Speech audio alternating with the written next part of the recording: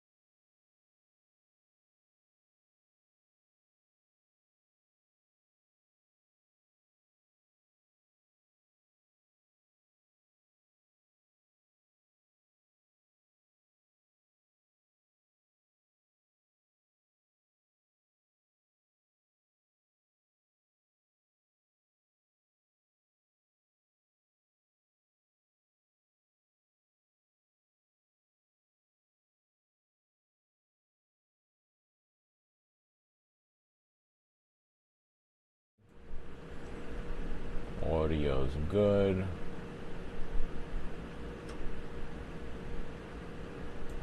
Of course, this shit is wrong. There we go. Audio's good. Alright. Once again, lifeless, but back unstoppable. It can't be stopped. Even without a life, we still keep it going. Welcome to the show. Fly Degenerates. Off season. We're doing off season Hard Knocks just like Max. Just like HBO Max or Max or whatever the fuck it's called. Flex, how are you feeling, Mr. National League All-Star? Feeling spectacular. You know, we got the Mets, you know, got showing a little bit of respect to the Mets who just wiped the floor with the big bad Yankees, and you know, and I think we put those vibes out there since we were all in sync with the Mets hats last week. Yeah. You know, it started off, you know, not that I'm expecting much, but you know, the way that the season started and kind of got rolling, I thought it was going to be a dire situation, but you know, at least minimum, we're intrigued. I can watch the games and kind of get a projection forward of like who we got, what we got going on. You know what I'm saying? Yeah, they've made a season out of it. I've been kind of checking in and out, on and off, but the one thing that I've been happy to see is, particularly I think seeing Alvarez and Vientos. I think more so Vientos, because I feel like we had already seen enough to know that Alvarez was a real big time type of dude, but had potential. But Vientos, I feel like, was kind of teetering on the ledge for a little while. That maybe maybe he's not the guy, but he was doing the like what we currently kind of feel like about Brett Beatty. You know, like he gave you a couple sparks here and there. And you know, he was a butcher on defense last year. So, and then, you know, because they try to find different places to play him, and his defense has stepped up. And even with Beatty, I know he can't get it. He doesn't have his shot right now, but you know, he was cooking on defense, and like last year, his defense was horrible. Same with Vientos. Both came back with defense, but the difference is like the offense for Vientos has stepped up this year so far, and still waiting on you know, if he can get a shot down the line. I think Brett Beatty, if he could put the two together, because honestly, like with Francisco out, Lindor, you're ahead. I guess. Yeah, Lindor just hit a home run. Oh, nice. Let's go. Yeah, this nigga was looking more like Warren Beatty out there for a minute, so he needs to get it together. He's such a Lindor's such a king. Like talk about how first pitch swinging. Talk about how bad it usually turns out for players that like start off bad in New York and like get the crowd like against them, booing them and all that stuff. And you know what? That just reminded. Shout out to Steve Cohen for doing the initiative of like let's not boo our players. Let's cheer them on. And I know it seems sarcastic in the beginning, but you know what? You know what I'm 100% sure of? Booing wouldn't have like got him at the place that he's at now. He's playing like the best all-around shortstop in the league, definitely in the National League. You know what I'm saying? Because I guess you could. I think Bobby Wood is a shortstop, if not a center fielder. But yeah, man. Like usually that goes in the wrong direction, man. It snowballs, and it's just like that kind of like is a testament to the kind of player that Lindor, the kind of person that he is, man. MVP vibes when everything is going in the wrong direction. He's still got the vibes going, which is excellent. You know what I'm saying? Like I think honestly it's something like that the Yankees are missing, like that type of like spirit, like to, you know, between the two Franciscos, we got the vibes going, and then all the vibes that follow those two are spectacular right now. So let's go Mets. It's the oh my god vibes, I think. And speaking of that, the one thing I know now is a tough time to have this take, but that's why I'm going to step right into the fire of this let's go. take. You got to do when it's difficult. I still got mad love for Pete Alonso, yo. I really do. And the two reasons that I was reminded actually while watching the Subway series, the two things that I feel like I have to stand with Pete no matter what kind of struggles he has at the plate. One is that during that performance, he was one of the hypest ones out there. Yeah. His Yeah, like white boy ass was out there with the OMG shirt. The hair was all poofy, and he was having a good ass time. He wasn't being some square, and I respect him for that. And the other thing that I will never forget was that when my man, what's his name? What's the dude's name? I forget the dude's name that he had that ridiculous controversy like a couple months ago that he said that he didn't really speak English that well, and he said I feel like I'm the worst teammate and the worst teammate in MLB, and they said, oh, do you think you're on the worst team in MLB, whatever. Jorge. No, it's not Jorge. I think it was Jorge something.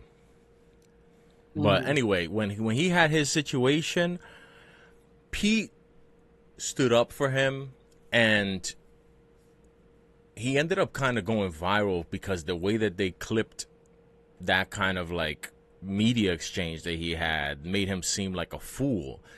But I ended up seeing the whole entire clip, and he was the one person, not even the manager, he was the one person that even mentioned the fact that there was a language barrier and that is something that should be taken into consideration.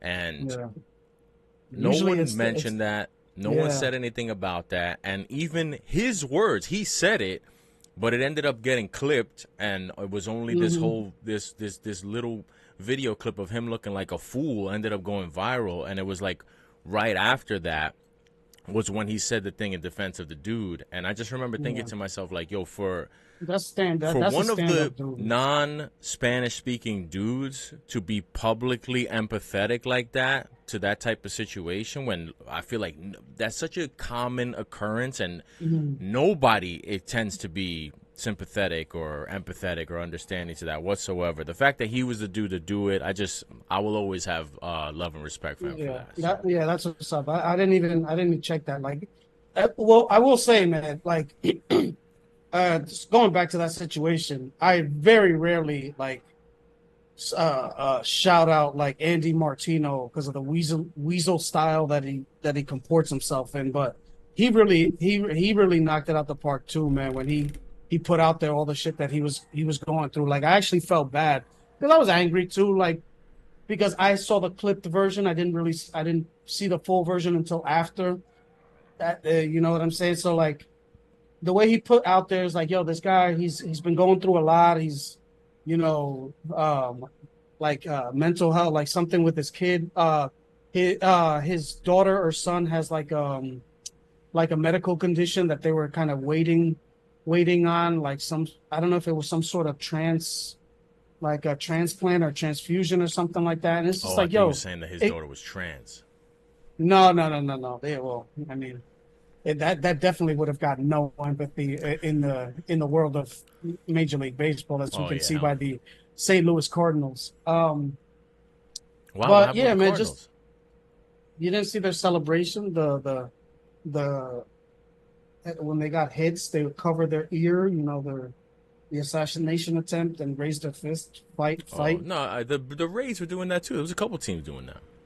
Yeah, I didn't see the Cardinals, but I seen the Cardinals were doing it because the Rays did it. I think at the end of the weekend, and they had made it a thing because the player was so bad. He was hitting like one something. I forget what his name is. And they kind of roasted him for being that bad and doing that. So that's why it was a little bit more prevalent. But I think on Saturday, it was the St. Louis Cardinals. Oh, yeah. Well, anyway, I got love for Pete for those kind of reasons. Anytime somebody is, humanizing, especially considering, Pete is not, he's not Spanish speaking and really does not have to, publicly offer that kind of empathy. So I appreciate that. But anyway, this episode we're gonna do a Hard Knocks recap, and then I'm gonna unveil my first fantasy football list. It's gonna be a wide receiver list, the top 10 wide receiver list. But before we get into that, Hard Knocks episode 4, right? That was the most recent one, episode 4. Yes. Hard Knocks episode 4, off season with the New York Giants. This episode is I feel like this was the first episode after the Saquon Barkley book was officially closed. There was little to no Saquon Barkley, and it was only the brief moment where they like had this weird, ex-girlfriend is in the club and we're gonna act like we don't see her when they saw that was they bumped super, into Saquon Barkley at the Penn State Pro Day. There were some of the scouts from the Giants that were there, and they were like, that was super strange. Yeah, I don't know. And, it was weird. And just the way it was two things. I think there's I mean, do you want to get started with the overall right now, or no? Yeah. What were your thoughts on the Barkley? You could tell me. With the Saquon Barkley thing, there was two sides, and both were ridiculous. Saquon Barkley being there, it's almost like to use the analogy, it was almost like if like the ex-boyfriend or girlfriend found out they were going to a club and then went to that club and pretended like they were just going there on their own, or that has nothing to do with them, the ex being there as well. At a pro day, like what's the point in you going to a pro day? He went to Penn State. No, I understand, but going to the pro day, the Penn State pro day, it's not really like he's been out of the league where he has no real connection to the. He's been in the league long enough. He has. Here we go. No. But what I'm saying is he should have. He has a connection, obviously, with the coaching staff and people around the organization or whatever. But I mean, just like that doesn't have like an attachment with the actual players that are performing out there. It's just a weird, like, there's nothing for him to do there. You know what I'm saying? That's what I mean. It's like it's not something where, he's out there like he has his brother is there, something like that, working out. I have no idea what he was doing there, but I'm not. I didn't even think to question it or to think to criticize him for it. There's any number of reasons he could have been revisiting Penn State. There's any number of reasons. It's not a criticism. It's just like, why'd you do it? And the other side, I didn't even think to question it. I don't. Okay. I wasn't surprised at all. He went. To I Penn just State. felt weird, just like when I was watching the receivers, and this guy goes back to South Carolina. These guys love to go back to their college if there's something going on. That's just how it is. That didn't surprise me at all. Well, also the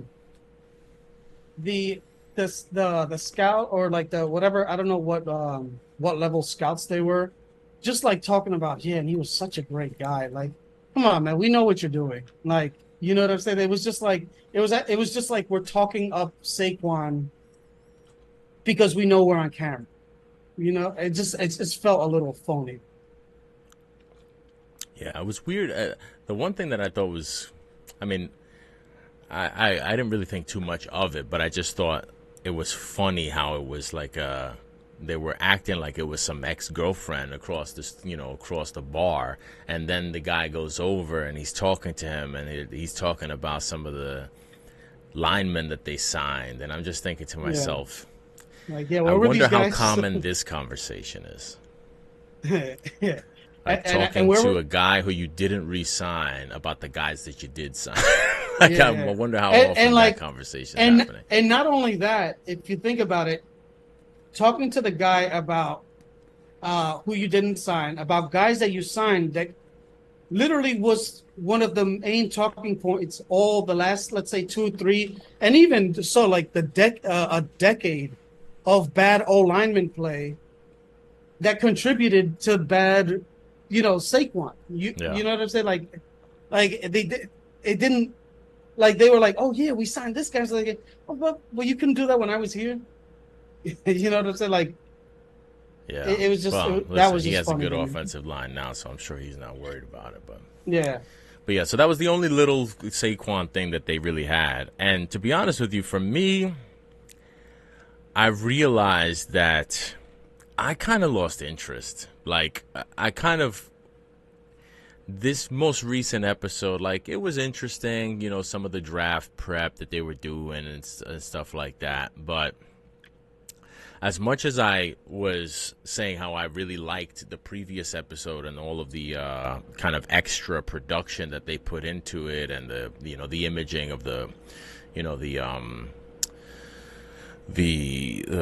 blackjack table or the poker table, whatever, I felt like there was little to no production behind this episode, and I felt like it kind of needed it, because to me at least, without the kind of intrigue of the drama behind this Saquon kind of finalizing the negotiation or whatever, I just kind of felt like this was just run of the mill kind of scouting, and especially when there was no surprise. Like, this draft already happened. We already know what happened. You know what I'm saying? Like, if it was maybe if I didn't know that they're drafting Malik Neighbors, maybe I would be a little bit more intrigued in what they're doing. But looking back at it, like, once they've already kind of gone through the whole thing, you knew they weren't going to draft a quarterback, and it didn't really seem as though, I mean, I guess it was kind of interesting that they were talking about, they've kind of made it clear that Jaden Daniels would have been the quarterback that they would have traded up for. That was kind of interesting. But once you kind of knew that, okay, they tried to make a deal, they weren't going to really, to pay top dollar to draft, to trade up to get either Drake May or Jaden Daniels, you knew that they were going to end up with Malik Neighbors. Like, I didn't really feel like there was really that much else going on in the episode. They've already done the free agent signings. So I don't know. I mean, I just felt like it was kind of blah. Like, I was fine. I just, it was mildly entertaining, but I felt like now that the Saquon book is closed, the free agents are signed, I already know what happened in the draft, so I don't really know what else there is to do. I don't even know what the last episode is even going to be about. Well, because remember the draft in this didn't actually start yet. That's what I'm saying. So, yeah. Like, so what is it going to be? Like, oh, we're going to show, like, so it's going to be behind the scenes of them not making trades? Well, the thing is, it's like, me personally, I did find this one interesting. But remember, like, the way you don't have to go back that far.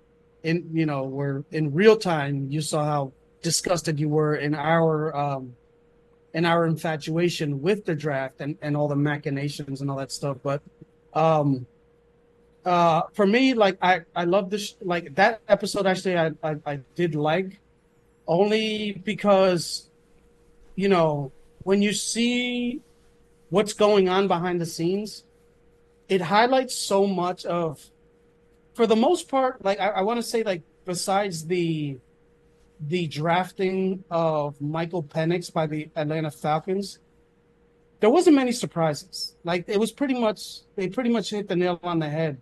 Like, in terms of, like, the Giants' perspective, which I'm going to go ahead and extrapolate that for the other teams, where it's like, these people know way more about what's going to happen before the draft than we think they know. It's like, because if you remember, like, the way Joe Shane broke down, like, the first picks, it was pretty much on point. And even with the trade back scenarios, like, even the teams that they projected, that would, if they had traded down to a certain point, and the teams that would have been in front of them, like, where they would have gone. Like, he was pretty much on point with everything, kind of like in the ballpark of, like, what he thought was going to happen. So it's like that just um, not to like bring it back. It just reminded me of like with the Jets last year. Remember how they leaked or whatever? It came out about what Joe Douglas was saying. Oh yeah, this person's going. They're probably going to come up for this and all of that. It just reminds me of that, where it's like I know it's all news to us, but at the end of the day, these people are so plugged in. Like this is what they do that they know, for the most part, like in what area players are going and who's going to take them and who's going to come up and try to do this. So it's like it's there's not as many surprises within the draft NFL ranks as there are to us. So I found that fascinating, like just the way that he was like, oh, because they're going to take Marvin Harrison or Malik Neighbors, and if the Chargers, it sounds like they want Alt or the other lineman, and like kind of like going through all the scenarios that they have to go through, because it's like at the end of the day, 10 minutes is a long time for us when we're watching the draft to get to the picks. But you know how when 10 minutes, when you got to get at, like when you have like, let's say something in the oven or something in the microwave, and or you got to catch a thing in 10 minutes, you know how those 10 minutes go. So it's like that shit, you have to be prepared for every scenario and be able to pivot in every direction when, when the bullets are flying. So that's what I found interesting. Yeah, I mean, we haven't even seen that yet. Like you said, we'll see what what the war room was like during the draft. We still they haven't shown that yet, but I wasn't surprised at all that Joe Shane had a pretty solid read on what the first, because I mean,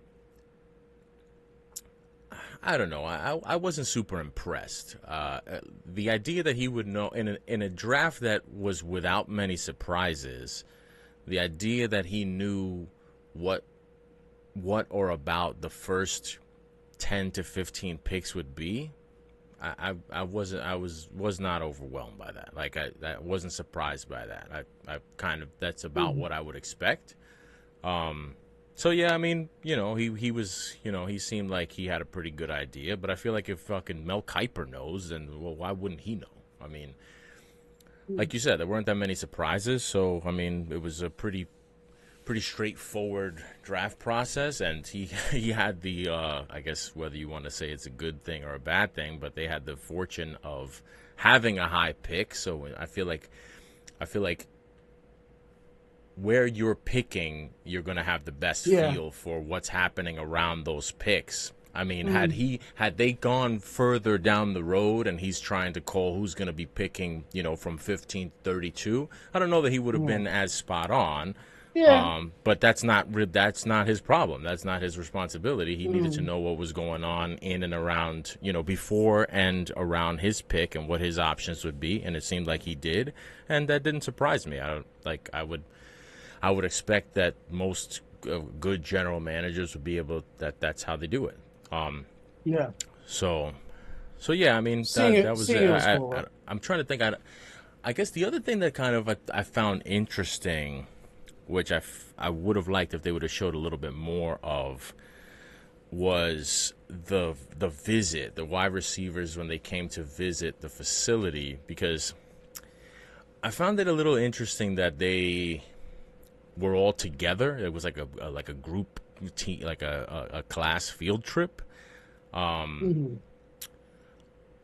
kind of was expecting them to have a little bit to show a little bit more one-on-one time with the players. So the fact that it was all, for the most part, at least from what they showed, it was all just them in the room together.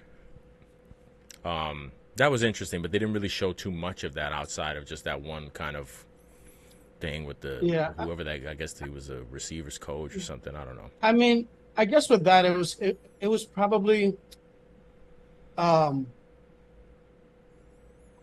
remember there was like some mini controversy with the Commanders, if I'm not mistaken, where they It was something with Jaden Daniels because like they brought in like two quarterbacks at the same time, and it wasn't a personal. Like it wasn't Jaden Daniels alone. It was him and another quarterback, if I'm not mistaken. It was like a mini thing for like 1 or 2 days where it looked like Jaden Daniels was falling out of favor with the Washington Commanders, and that's kind of like when the Drake May stuff started creeping in. Um, I think in this case, maybe it was just a product of like simple math, where they knew that the first three picks were going to be quarterbacks, and at pick number 6, they were going to have their pick of one of those three, no matter what. Yeah. And just kind of like putting them in the same, seeing how they compete against each other, because if you and how they comport, and like how they how they act, and like the arrogance and that type of thing. Maybe trying to get a feel for that, because you knew that you were going to get one of them if that's the direction. Like obviously, if that's the direction, like wide receiver was where they were going to go, and just kind of seeing, how they interacted with each other and who kind of took over, who was the alpha of the group, and at the end of the day, they did have their choice between two of them. So, with Roma Dunze and Malik Neighbor. So maybe it was just that. It could have nothing to do with that whatsoever, and it's just a different tactic that they're taking. But I'm just saying, that makes sense. Maybe they just did simple numbers, That makes sense, yeah. But I think that also I think this was such a kind of, it seemed like from the beginning this was a pretty straightforward draft where we kind of knew, like that's why I was underwhelmed, because it was like we knew the guys at the top, we knew who the quarterbacks were, we knew who was taking quarterbacks, and like once he did his recon and realized that the price was going to be super high, it was going to have to be like, not only were it was the perfect amount of available high prospect quarterbacks to teams that needed quarterbacks. You know what I mean? It wasn't like there was a team draft, it wasn't like one of those drafts where you get kind of a unique circumstance where there's the highest, whatever the highest graded player is at a position that is not of need for the teams that are drafting up top, and then you can anticipate a lot of kind of a guy drops or moving around, which would have been the case had the Panthers not traded away that traded for the pick last year. You know what I'm saying? Yes and no. Because I mean, or yes, but I'm just saying had they, because it's like, if they would have had their first pick, the Panthers would have had their first pick and had Bryce Young. Who's to say they still wouldn't have taken a quarterback? I mean, that would have been intriguing. Just ask Josh Rosen about how that worked out. Yeah, that would have been intriguing. But yeah, I mean, I feel like this was I feel like unfortunately for HBO, this was kind of like a anticlimactic off season. I feel like had they done the Giants the year before, it would have been a much more interesting behind the scenes look. And I think had it been a more compelling draft, they also would have, or maybe even if they had the Giants they had a high pick, but they kind of just fell outside of they weren't having a ton of teams offering them trades. You know what I mean? Had they been a little bit higher up, I feel like I would have been more interested in getting the Patriots' perspective on the Giants are calling us up because they want to make a trade, or whoever else might have been calling them up to make a trade. Like that, I feel like that perspective would have been more interesting, more compelling to me. But like the Giants kind of were in this no man's land a little bit when it came to the draft. So, there wasn't really a ton that was going to happen there, it seems like. Well, even like think about like how they thought about this a year too late, where had they had this idea last year and with the Jet and like their infatuation with the Jets, had they done it with the Jets last year and done the machinations of like actually ending up trading, doing the Aaron Rodgers trade and how everything broke down there. Because, like you said, I mean, the Brian Burns, it's a big deal, but it's not really, doesn't have much star power. Like, you know what I'm saying? What do Like, you mean? it's It's still through Brian. Spider-Man. Yeah, I don't know where, I don't know that's to me that's almost like the motor Singletary, where all of a Motor. sudden they're all, yeah.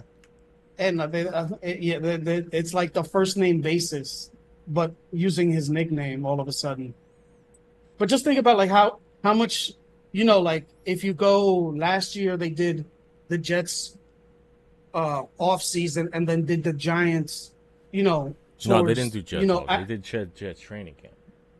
no, I know, but that's what I'm saying. I'm saying, had they done this last year and used that for that, because the it wasn't the Yeah, we could have got to watch Joe. We could have got to watch your boy Joe Douglas get fleeced. That would have been fun. yeah. But I'm saying it would have been more interesting, no? Yeah, I mean, I think that More interesting than the actual hard knocks that they were in turned out to be. Yeah, I don't know. I agree, but there's also a part of me that feels like whatever we want, whatever juicy bits of the Aaron Rodgers negotiation we would have wanted to see, they would have never allowed to be shown anyway. So I mean, it's Yeah, like, true. you get what they want to give you, and you just got to kind of deal with it, Like, I feel like that almost would have been too good of a subject. You know what I'm saying? Like, you got to find something that's kind of in the middle, that's like too juicy. interesting, but not super, like, not like controversially potentially juicy, but like not boring. Like, I feel like the Giants are a little too boring, and the Jets last year. And to tell you the truth, I say that for the same thing I've been saying about the Giants. Had they done it last year, like, we might not have gotten to see the same kind of perspective. It would have been spicier for the Giants last year, but then we might not have been able to see as much. So, who knows? Yeah. It's just all a big fucking propaganda infomercial anyway. So, yes, sir. But one more episode left, and then when do they start do you know when they start the Bears? That's got to be starting soon, right after, right? Probably like a couple weeks later. I think well, they definitely started filming. Right. Well, because also they started late last year. Remember that there was that thing where I don't know if it was a controversy or whatever, but there was a holdup where how late they actually got started because they hadn't picked a team. Yeah. So I mean, they did pick the team. In the in season. It's the whole AFC North. Oh, that's right. Mm-hmm. Yeah, I don't know about that, but I guess that's going to be too diluted. How it goes. And do we know about who is so we have that, and then we also have the Receivers Netflix show that was just documenting last season. Do we know what their next thing is going to be, and what they're doing, who they're going to be following for this season? There's going to be running backs, and they're going to be with Motor and whoever the fuck else. No, I did not see anything. That's the other thing that I was surprised at, is that, like, they did that receiver shit all last year. Obviously, they were filming the entire season, and I felt like we didn't, or at least I hadn't heard anything about that they were doing it or who was going to be on it until, like, shortly before it aired. Like, I didn't hear anything about that. Yeah, I mean, remember, like, they were asking a bunch of guys to do it and kind of struck out. But I mean, at the end of the day, I didn't know that. They were asking who to do it. More quarterbacks. Oh, is that what happened? So they pivoted to receiver? Yeah, if I'm not mistaken. If I may have misinterpreted that somehow or whatever, but I'm pretty sure that was the case. But I don't know. Maybe they, it is still, at the end of the day, it's still, the Manning brothers that, they still hold a lot of cachet within the football community.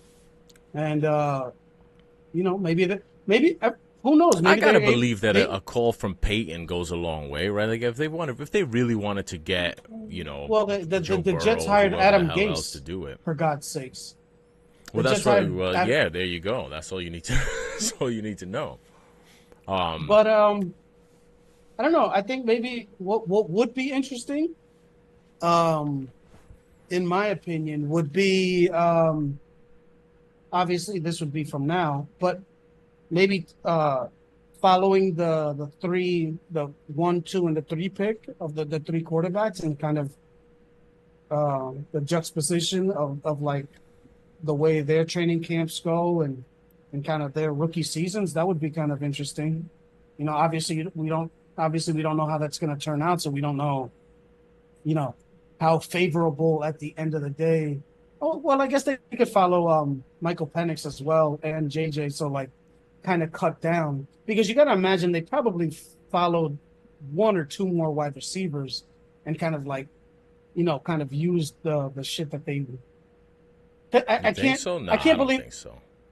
You think so? You I think don't they know did a because whole it just. season following a receiver and just trash the footage? I don't think so. Mm, I I mean, don't think it so. just sometimes they're just not interesting. I don't know. I mean, listen, Kirk Cousins is not exactly fucking, Mr. Personality, but they kept him in the thing. I mean, even if nothing else, to show the contrast, I don't think they're going to follow around some receiver for the whole season, documenting the whole thing and not use it. But and plus, I mean, how many do you want them to do? They already did 5 heads. I don't think they were following anybody else. That's a lot of money, man. These things ain't cheap. No, I feel you, but I'm just going off of like, is the consolidation of Kittle and Debo Samuel a product of that, or maybe the reverse, where they wanted 5 and they could do that and cut corners that way. So who knows? To tell you the truth, I think they wanted Kelsey, and Kittle was the substitute teacher on that one. Yeah. That's what I think. I think after doing the whole Mahomes thing the year prior, I think they probably wanted to get in the Kelsey business, and weren't able to get him. So they were like, let's find the next other tight end. And that's the thing, is This that guy like likes to talk. now can they do tight ends? They can't do tight ends, right? They did receiver and put a tight end, and they can't now do tight ends. It's over. I think they should do a defensive group. I would love to see like linebackers or something like that. Yeah, or- but the or thing is, you don't know. cornerbacks. Well, I mean, I guess they could bring in somebody like how they kind of used Randy Moss in the wide receiver one, but I don't think They used him I don't- for the intro video. He never But appears no, again. but what I mean is like, they probably reached out. They used him to reach. Yeah, maybe, I don't know, whatever. But I'm just saying, like, I don't know think if so. no, Especially I'm not just with saying, like- receivers. The receivers are dying to be on camera. They don't need a call from Randy Moss to Yeah. get them to do the show. True, but I mean, I'm just saying, like, in terms of like you're a wide receiver. Randy Moss calls you for a favor. I think you're more apt to kind of, do it, as opposed to like Peyton Manning, where like a lot of these wide receivers and young players, they were 5, 6 years old when Peyton was playing, as opposed to like, Randy Moss is, that's like Jerry Rice. It's like, oh yeah, the greatest or whatever. And I'm just thinking maybe like with the defense, they probably need to bring in like some sort of like defensive or like, like a big. I don't even know who that would be, just to kind of like, back the project. You know what I'm saying? I don't know. First of all, I think after having 2 successful seasons, I don't know that they need to coerce people to be on this show. This has been nothing but good for the people who have been on it, for the most part. And I don't think that they need to. I don't think that they need to do a ton of convincing, especially now after already having done it a couple times. But I would like to see a defensive player, but I don't know. We'll see what happens. We'll see what they end up doing. Cornerbacks is next. I think it'd be interesting. I think that I could see cornerbacks being very similar to how they did the receiver. Jalen Ramsey, Sauce Gardner. But I like the idea that you had of doing. I would have loved to have seen between the two, whether it was the quarterbacks one last year or the receivers one this year. I would have loved to have seen a rookie experience. They haven't done a rookie yet. But between the 2 seasons, I would have loved to, because like I said about the quarterbacks one, I really liked how they did. I liked that it was 3 different quarterbacks on 3 different ends of the quarterback spectrum. But they could do that with like do the let's say 2 of the top 3, and then like 2 late round picks. You know what I'm saying? Like 2 or 3 late round picks, and see how their experience and the way they have to make kind sure of they make the team. approach the game. Well, yeah, that's also another part. Yeah. It's a touchy subject. I think they should follow around Hassan Reddick, see what he's up to. He's not slicing them in half with a samurai sword. Yeah, exactly. All right, let's take a little break, and we'll come back, and at long last, the wide receiver fantasy top 10 list.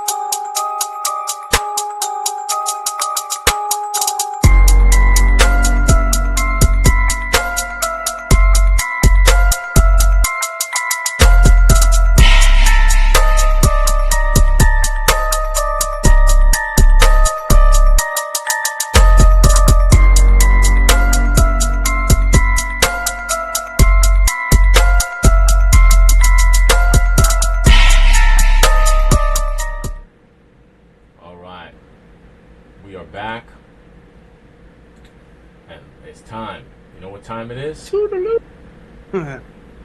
Time for this. We got to Hold bring on. this back. Wait. It smells like football. It smells like football. What's going on? It smells like football and it sounds like football. No, back off. That's football's music. Yes. We are officially, it is officially back. The countdown begins. Camps. Hey, we got camps going on. We got training camp completion reports coming out of camps. So you know we're I a saw couple Roger toes, standing at a podium the other day. That's when you know the season's getting cooked. we're a couple toes deep into the NFL season. But there's a part, like when you go to the beach where you can walk out there and you slowly creeps up on you, and then you take one step and it's like up here. You know what I'm saying? That's how this is going to be pretty soon. We're not that far off. Especially once we get out of July. We got 6 days left in July. Once we get out of July, August is we're in there. Let me turn this down a little bit. We don't want this going too loud. All right, so my top 10 list. It's not your usual. This ain't your daddy's top 10 receivers, because everybody wants to give you rankings. Here's where I have this guy ranked, that guy ranked. I'm not doing it that way. I'm not giving top 10 receivers. I'm giving the top 10 receivers that will not be on my fantasy team this year. And what that means is... That's more important. That's more important. It is more important, and I think it's more valuable information than to say. There's nothing I hate more than when you listen to these fantasy podcasts or you listen to people talk about rankings and shit, and they say, oh, this guy's going to finish the season as a top 10 quarterback. That doesn't mean anything. Like, if you're in a 10-team league, you top 10 quarterback, if he's number 10, you fucking lose. Like, that doesn't help you at all. So, I don't, that's useless to me. But so this list, we need to know who to avoid in the top of the draft, and who this is where you win. These are the margins that you win in fantasy. Indeed. So this is basically a list of the guys who, based off of their ADP, their average draft position, I do not see value in where they are being drafted, and therefore it is unlikely that they will be on my team. Now, this is not hard and fast. Anybody's draft can go differently. Sometimes people fall in ways that you don't expect, and somebody's ADP may be 10th overall and they end up dropping to 25 and you grab them. It's different. I don't ever, whenever somebody asks me about what do you think about this person in fantasy, for me it's never about the player, it's always about the value. And like I'm not saying any of these players suck. I'm not saying that they're not going to have a good season. All I'm saying is, obviously it's very early, but based off of what I've been seeing in terms of mock drafts and rankings and all that stuff, where these dudes are getting drafted, I just have done enough research that I don't anticipate that I will be drafting them. So they will be stayaways from me. And this is going to be ranked from 10 to 1, 1 being the person that is least likely to be on my team, 10 being the person who is probably not going to be on my team, but I'm kind of a little bit more open. Probably closer, I have their value closer to their draft position. Are you going to give us a certain cutoff round to where like all bets are off if we're talking this round? No, I'm not going to give that. Okay. All I'm going to say, I'll give you their ADP, and I'll tell you, I can give you an idea of where I would be willing to draft them, but it's got, like, if we're talking about deep into the 40s and 50s, it's going to be hard for me. Like, drafts go different ways, and once you're like that's 4, 5, 6 picks deep, then it could be dependent on, it could be position dependent, so it kind of gets tough after that. No, that's more so what I was saying. Like, you're going to offer us number 10, this guy who's getting drafted here. So the logic dictates that if it's further down than what you're mentioning, then it's okay maybe to draft him. There's not a definite don't draft this guy. Exactly, and it also depends on how many teamers are in your league. You know, like the 30th pick in a 10-team league is not the same as the 30th pick in a 8 or 15-team league. Yeah. But anyway, so number 10 is Michael Pittman. Michael Pittman's current ADP is 33. He's being drafted 33rd at average, and for me, I've never been a huge Michael Pittman fan to begin with, and just given the uncertainty with that quarterback position, I do like Richardson. I think if he could stay healthy, he could have a good year, and I think that his clear-cut number one target is going to be Michael Pittman, but I just have not seen enough of Richardson to draft Pittman, because if you're drafting Pittman 33, he's likely, unless you go all receivers to start your draft, he's likely going to be your wide receiver too. And I just think you could do better at that spot. Like, guys being drafted after number 33, you're looking at Zay Flowers, Tank Dell, and then you have pretty much the whole entire core of the Chiefs, that is a total mess.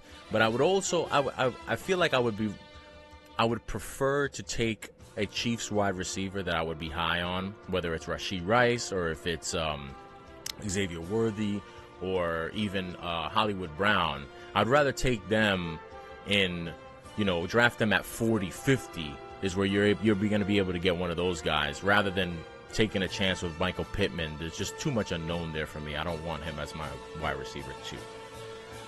Yeah, number 9. And I mean, he's the number 11th ranked wide receiver composite in the ESPN rankings. That alone, that's scary. Yeah. Yeah, that's too high for me. So I likely will not be having any shares of Michael Pittman on any of my fantasy teams. Number 9, Drake London. Ugh. Drake London. Current ADP is number 13 overall. That means you're going to be, depending on how many teams are in your league, you're going to be getting Drake London top end of the second round for the most part. For me, there's so many players, whether you want to talk about running backs or receivers, that I feel much more secure with drafting at the beginning to middle of the second round in my draft. You could likely be talking about taking Drake London as your number 1 wide receiver. That's crazy. If you go running back first. And even if you don't go running back first, if you get a wide receiver, like say you take whoever is available at that back end of the first round, if you want to tell me you take, I don't know, whoever ends up falling there, whether it's, I don't know, Jalen Waddle or whoever you end up getting, that's going to be a very, very shaky wide receiver core for me. Again, similar to the whole Michael Pittman thing, there's just too much unknown with what's going to go on with Kirk Cousins. It's a new coaching staff, new quarterback. I mean, I think he could have a big-time year. I'm just not willing to exhaust that high of a pick. If he falls down to, maybe a early to mid-third round, depending on how my draft goes, if I feel like I have 2, solid picks before that, maybe I'd be willing to go with Drake London. But if I got to take Drake London at the beginning of the second round of the draft, he's not going to be on my squad. Not going to happen. Yeah. That's crazy. Number 8, being drafted right kind of side by side, Drake London. Number 8 is Marvin Harrison Jr.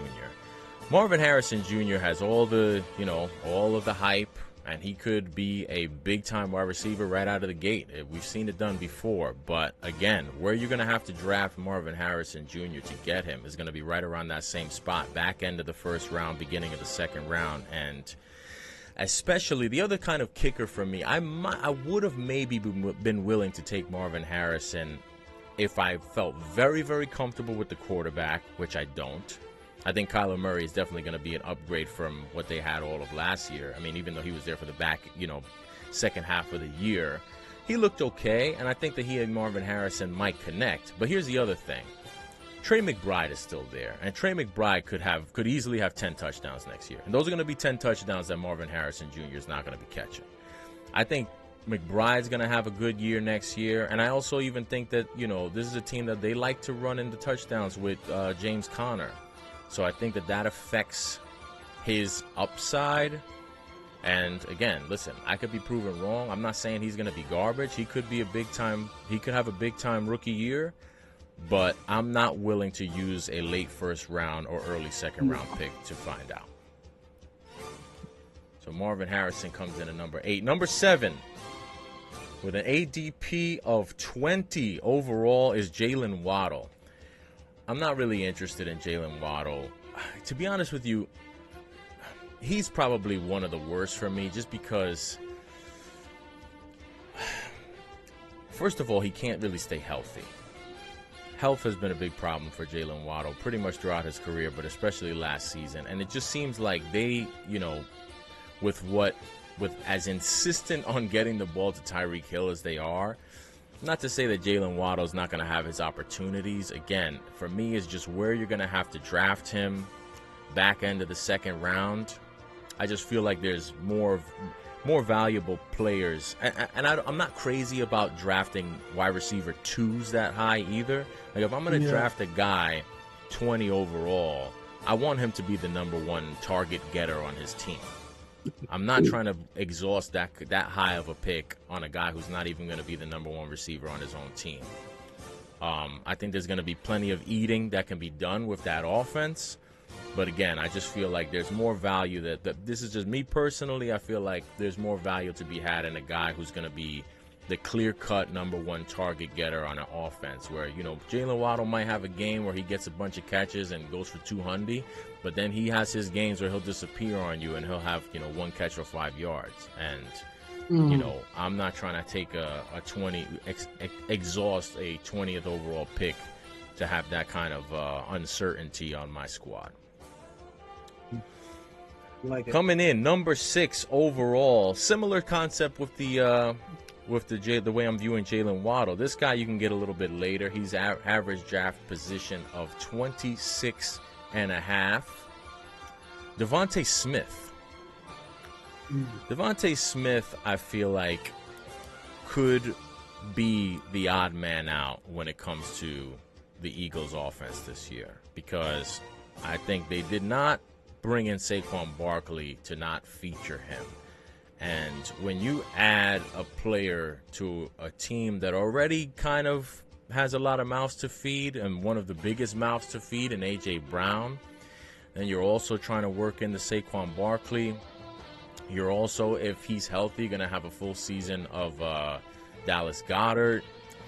Not to say that Devontae Smith is not going to have a good year. I just, with the drafts I've done, when I'm looking at who's available there, do I want to take Devontae Smith in an offense like that where I don't know necessarily when he's going to have his big game, where he ranks in the pecking order of targets and touches. And not enough teats on that other. Yeah, I mean, for me, I'll rather take my chance with a number 1 receiver.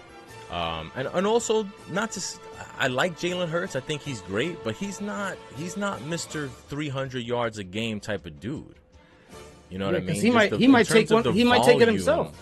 Yeah, he's not a huge volume passer type of guy either. Like, if I'm going to take a number 2 receiver on a squad, give me T. Higgins. Give me somebody on a team that I know that there's just going to be high volume passing and that they're going to be pretty much eating just as much as the number 1.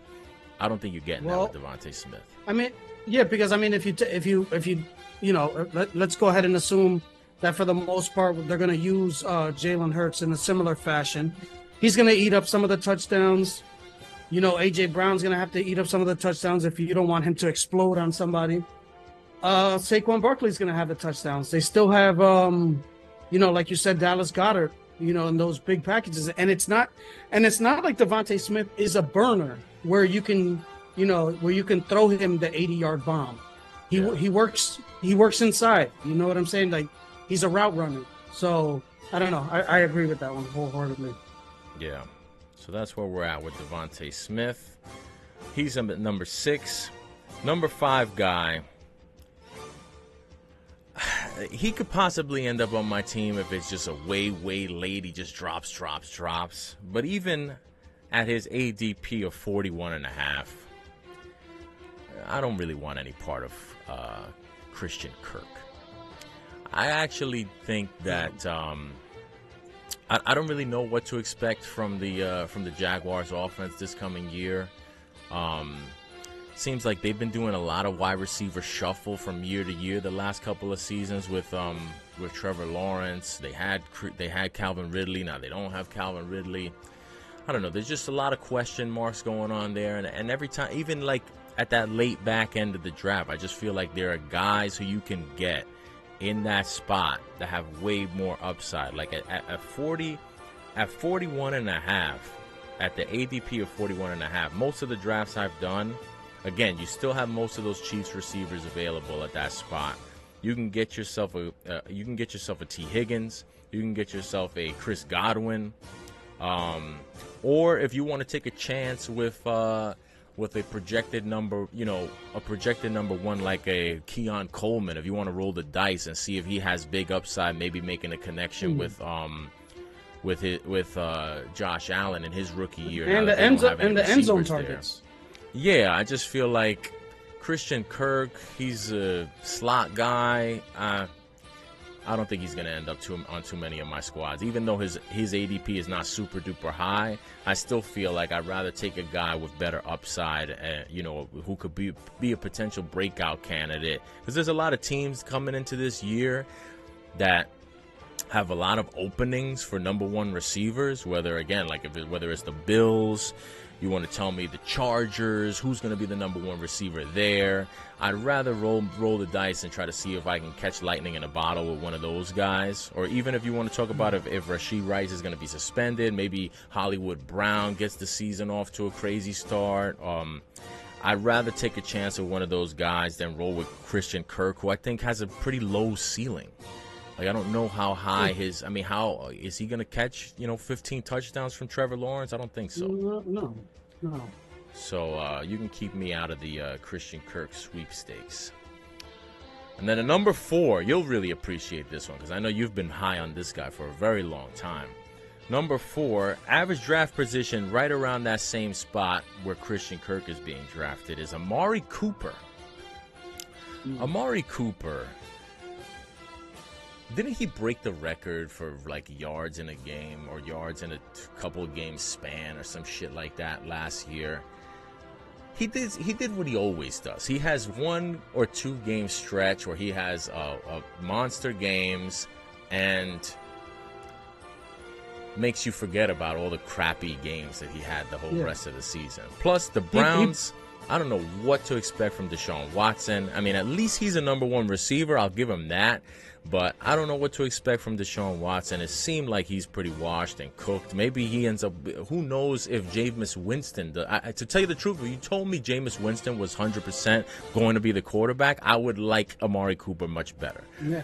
But as long as I'm going to be dealing with the uncertainty of Deshaun Watson, the uncertainty of Nick Chubb coming back from that injury and, kind of providing balance for that offense, there's not a lot of value for me. Like, I really got to, if I'm going with a Browns player, it's got to be way late in the draft. All of my starting fantasy positions need to be locked up. And at that high of a pick, 40s, I still haven't locked up all of my flexes and wide receiver 3s or whatever the case may be. And again, I just still feel like I'd rather swing for the fences and, take a high upside guy where I just, with Deshaun Watson as the quarterback, I just don't see, until I see Deshaun Watson kind of roll back the clock to Texans Deshaun Watson, I feel like Amari Cooper's overall upside is very low. Now, if you want to talk about best ball, where you're just hoping for the best week, that's a different story. Maybe you want to take a chance because maybe he has a couple of those monster games, but just from a full season standpoint, you can miss me with that Amari Cooper. Yeah, I think Amari Cooper holds the record for people thinking he's better than he is. Yeah, he's right up there with that. Number 2. No, I'm sorry. Number 3. That was number 4. Amari Cooper's number 4. Number 3 is DJ Moore. DJ Moore is actually being drafted higher than Amari Cooper. His average draft position is 31 overall. Is DJ Moore even the number one receiver there? No. With the additions of, obviously, the first-round draft pick, and they also signed Keenan Allen. Where's DJ Moore? And Keenan Allen wins like DJ Moore wins. You know, he's going to eat up a lot of that, you know, a lot of that terrain that's between the 20s. You know what I'm saying? Yeah, and not to mention the fact that they also added DeAndre Swift, who is also going to need to get his touches too. So I just feel like there's a lot. You're talking about a rookie quarterback with a lot of mouths to feed. Where is DJ Moore going to fall in that shuffle? I'm not willing to use my my first pick in the third round to find out. No fucking way. No chance. Number 2 overall. This one I feel like is, I don't even need to explain it. It's kind of a cheat. It's kind of cheating because I think that his average draft position will change depending on what happens with his contract situation. But it's Brandon Ayuk coming in at 22 and a half is his average draft position. I mean, I'm assuming that is just based off of pure assuming he's just going to slot back in and be, you know, under a long-term contract with the 49ers, which to me is certainly not a guarantee at all. I'm totally staying away from Brandon Ayuk until further notice. I don't know where he's going to be. I don't know if he's going to hold out. Is he going to play? Is he not going to play? I mean, and even if he does play, call me crazy, call me an asshole. I'm still not 100% sure that the other shoe is not going to drop on Brock Purdy. I'm still not sure. I like Brock Purdy. He showed me some guts in the playoffs, especially in that game against Detroit. But I can't say I would be shocked if Brock Purdy had a little bit of a down year next year.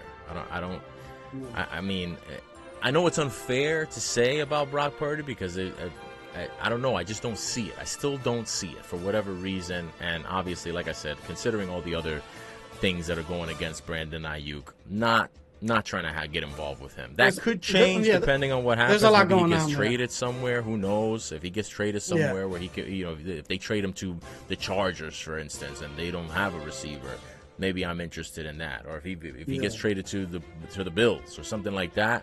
That could change. But as of right now, Brandon Ayuk, total stay away from it. And number 1 on the list. Number 1 with a bullet.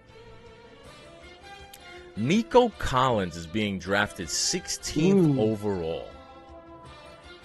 You're talking about getting drafted 16th overall to a team that, while I 100% believe in C.J. Stroud, and I think he is a high candidate to avoid the traditional sophomore slump of the quarterback, that's still not completely off the table that CJ Stroud takes a step back. Not that he's garbage. I'll be shocked if he was garbage.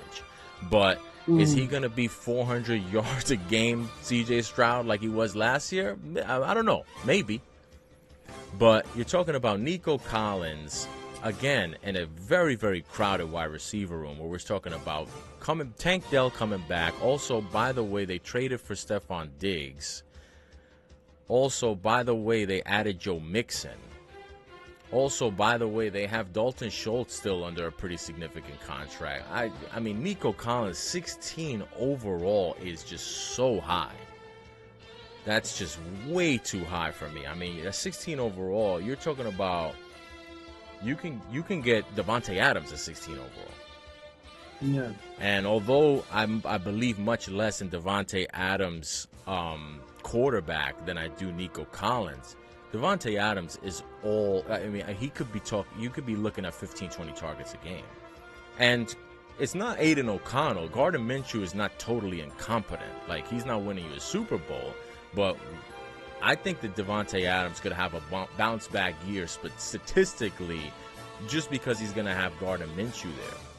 Like, if he's going to be getting fed all those targets, I think he still could have some value. And, I mean, you're telling me I got to choose between somebody like that and Nico Collins, who I'm totally unsure of where he lands in the priority of the offense and how many targets a game he's going to be getting, and a quarterback who clearly has proven he can spread the ball around. Tank Dell was a touchdown machine last year until he got hurt. Stephon Diggs, you know, is going to be making noise if he's not getting his touches. I like Nico Collins a lot. He could have a monster year, but 16 overall is just crazy high to me. That's just insanity. So I mean, that's crazy.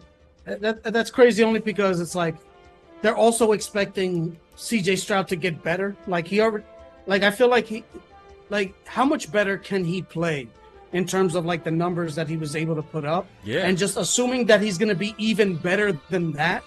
Is a little bit even crazy. if he is better than that, there's still more. Like, Nico Collins had several weeks of having CJ Stroud all to himself once Tank Dell got hurt. Like, he had a long time where he didn't have to really compete for attention from the quarterback or for targets. I mean, even if CJ Stroud even if he breaks the record for yards and touchdowns next year, there's still no guarantee that value is going to hold for Nico Collins, 16 overall. That could all go to Stephon Diggs. Who knows? Yeah. So there's no way I'm willing to take a chance like that. If his ADP remains in that 15 to 20 range, there's just no I can never see myself touching Nico. There's way too many other valuable options to me at that high of a spot, where Nico Collins just does not even come on the radar for me until at least we're getting into, probably 10 to 15, maybe even 20 picks after that. So that is my top 10. Probably not going to be on my fantasy team list. Recapping the list: at number 10, Michael Pittman. At number 9, Drake London. Number 8, Marvin Harrison. Number 7, Jalen Waddle. Number 6, Devontae Smith. Number 5, Christian Kirk. Number 4, Amari Cooper. Number 3, DJ Moore. Number 2, Brandon Ayuk. And number 1, Nico Collins. I love it. Going to be my fantasy wide receiver stayaways until further notice. Well, I also took a little list of like what you were saying, and I did. This is more so like also it's related to like the ADP that they're currently getting drafted, and just in general, I just don't get I don't like the vibe based on like the hype that they're getting. So I'm gonna do a little top 5 list, comprised mostly of the players that you selected, but in order of player that number 1 is the one that I would least want to have on my team. I don't want any of these people on my team, so I'm gonna go ahead and start with one outside looking in. These are all listed. These receivers are all getting top 25 receivers. And granted, for my outside looking in number, who would be number 6? I know he's probably going to be the number 1 wide receiver, but I'm going to go with Malik Neighbors of the New York Giants. I know he's going to get, when it comes around, based on where you're doing your, and I'm going to go ahead and guess that a lot of the people that are going to follow this are in the New York area. Once the season gets, the training camp rolls along a little bit more, and the Malik Neighbors hype starts to, escalate based on like the crazy catches that he makes in practice, whatever. When it comes in the season or in the draft, and he's actually time to get drafted, and you see those second, third round picks, people selecting Malik Neighbors because of there's a lot of Giants fans or whatever. That's just setting up for failure. More so based on the offense that they're going to be in, that they're going to have to run, and the type of quarterback that is going to be throwing in the ball. Which you honestly don't know if it's going to end up being Daniel Jones or Drew Lock at the end of the day. But I just think that the hype is going to outweigh what you're going to get from him when you get closer to the draft and you get the hype. And Malik Neighbors is a third round pick or a mid second round pick based off the hype. So I want to stay away from him. but also he's not on my top 5. So let's get started with number 5 that you mentioned, Devontae Smith. Like you said, a lot of mouths to feed. And it just seems like he's not the guy that they're going to, like AJ Brown. He doesn't get a few targets. When you get in at halftime, he's going to let everybody know that he needs to get the ball more. Devontae Smith just doesn't seem like the type of guy who's going to cause a ruckus if he's not getting the ball. And like you said, there's going to be a hierarchy. When it comes to like who's going to be able to eat up all those yards and touchdowns, the touchdowns are going to be either AJ Brown, Saquon, Jalen Hurts, or Dallas Goedert, which puts him at 5th in terms of like the touchdown hierarchy. That's where you make your money. So number 5, Devontae Smith. Number 4, Michael Pittman. You touched on a lot of the reasons, but they also drafted Adonai Mitchell. I don't know how they're going to use him. Jonathan Taylor, he's still a factor. And we don't know what Anthony Richardson is going to be. Is he going to use more of his arm? Is he going to run more? Is he going to throw, to the slot a lot? Is he going to, stay closer to the vest because he doesn't want to go deep? So that's one guy that I'm going to stay away from. DJ Moore, another guy. Like you said, a lot of mouths to feed. Last year he was pretty much the only guy who you had to pay attention to.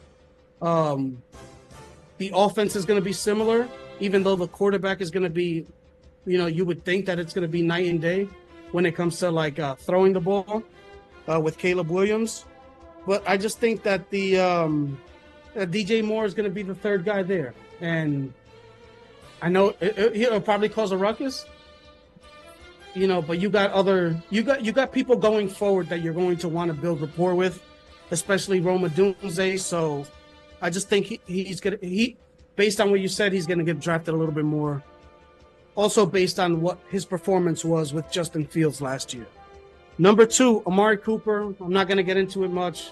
Amari Cooper, he can have a week where he has 14 catches for 230 yards and 2 touchdowns, and then the next 2 weeks he has 4 catches and 63 yards and 2 drops, because it's, that's one of the things he has problems with, his focus. So based on how the game is going, is kind of like what you end up getting from Amari Cooper. And since we don't know what we're going to get from the actual quarterback, I just think I'm staying away from him despite all the hype that, everybody still for some reason builds him up. So Amari Cooper, number 2. And number 1, I have the other Houston Texans wide receiver, and that is Stephon Diggs. I just think, man, it's like you saw kind of how his numbers went down with last year, and I don't know what that's a product of. I don't know if that's him slipping his relationship with Josh Allen, or who knows. I can't trust a wide receiver there's always something going on with him. So, within the top 20, I know Nico Collins is getting drafted higher than him in terms of like Houston Texans wide receivers. But just, I don't know, just the whole vibe. Stephon Diggs is somebody I want to stay away from. So, number 1, do not draft wide receiver Stephon Diggs. Excellent. So, Stephon Diggs, you're just saying Hey Diggs. You just don't want anything to do with him no matter where he's available. Well, it all depends, but when the draft comes around, he might drop, but he's not dropping that much. So still in that range where he's going to end up going, I still don't like it. Now if we get to the 7th round, end of the 6th round, okay, maybe.